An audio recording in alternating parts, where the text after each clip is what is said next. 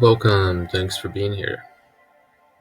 Grab a notebook, get your notebook ready with a pen, pencil, whatever it is you want to write with is fine.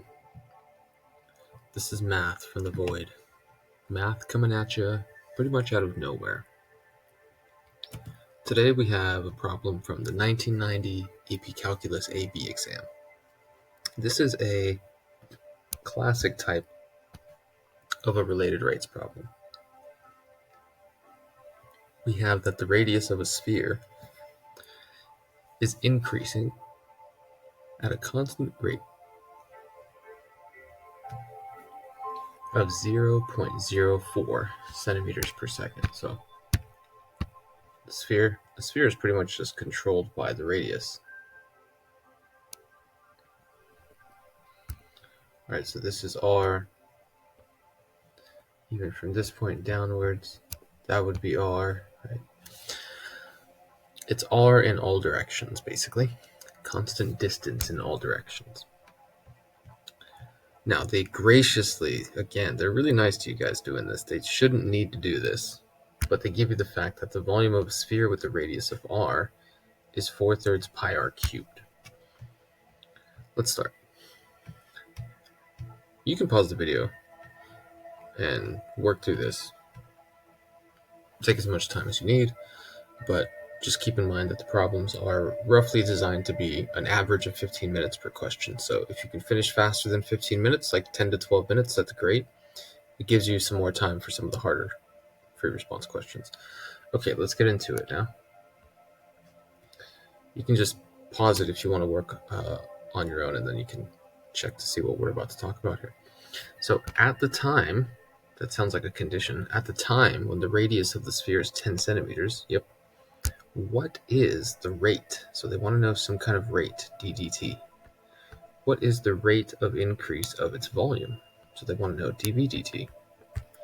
Okay, that's pretty straightforward. That's just going to be the derivative of the volume. So we know the equation for dv dt is just going to be 4 times pi r squared. And then because of the chain rule, we multiply that by dr dt. So we can plug in these values, these conditions. They tell us that the radius at that time is 10 centimeters. And we know that the increase, the rate, the dr dt, which I didn't label it clearly enough.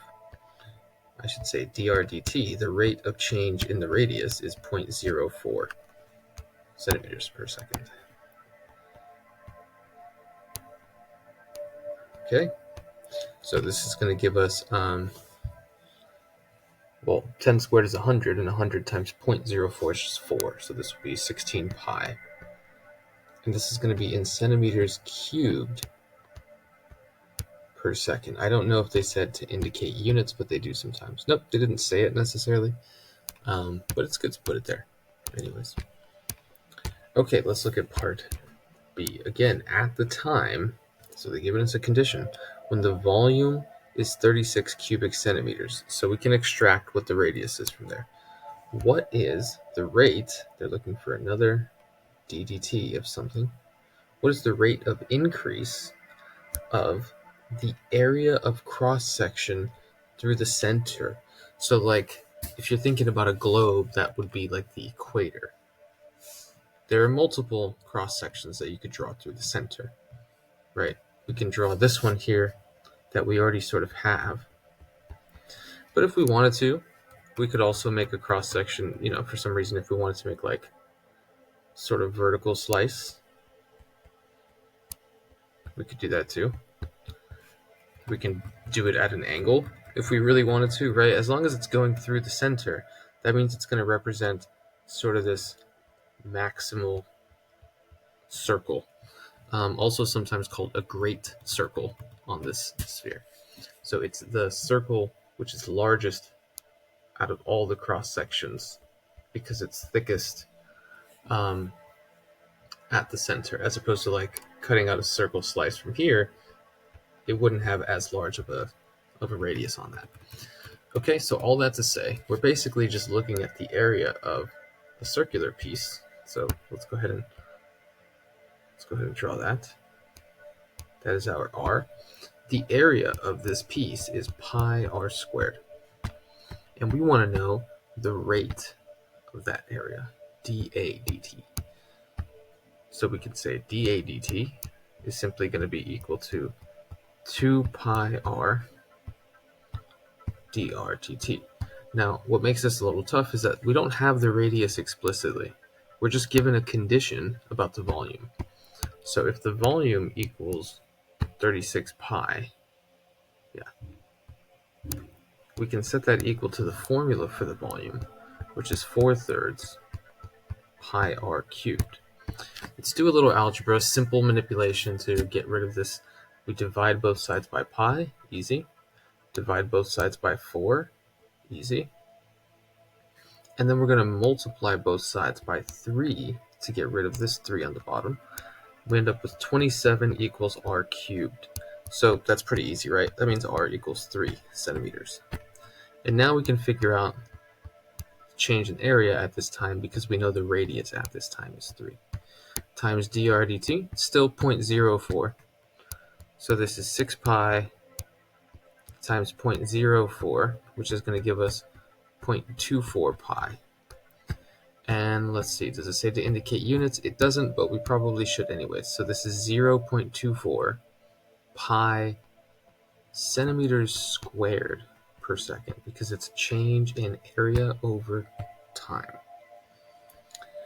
All right, let's see if part C is challenging. So far it's been pretty straightforward. You take a derivative of something and then you use some kind of conditions to plug numbers in, basically.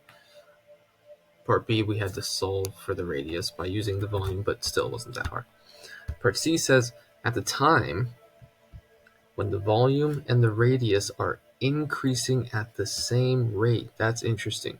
So the volume's rate is dV dt, and the radius's rate is dr dt. So when these two things are equal, what is the radius? So we're looking for r. That's not too bad. We have the derivatives. Well, the derivative of dV dt actually has dr dt in it. So we want 4 pi r squared dr dt to equal dr dt, which means we need 4 pi r squared to equal 1. Like if we divided by dr dt on both sides, and then r squared equals 1 over 4 pi. And so r equals, theoretically we would have plus or minus 1 over 4 pi, but of course we can't take a negative radius. So r has to equal 1 over 2 square root of pi. And this is in centimeters. All right, very easy questions, but these are very good practice. We like to see questions like this on the free response because it's a related rates problem, which is usually the hardest topic, but this is the easiest one of those types of questions, so overall wasn't too hard. I think they were being pretty gracious of giving you the volume formula. They shouldn't have to do that. You should know the volume of a sphere. And then the other tricky part, I guess, was knowing about the area of the cross-section through the center. But if you think about it, that's just carving out a circle from the center, basically. It's any cross-section that goes through the center. So like I said, I could have had it go out here.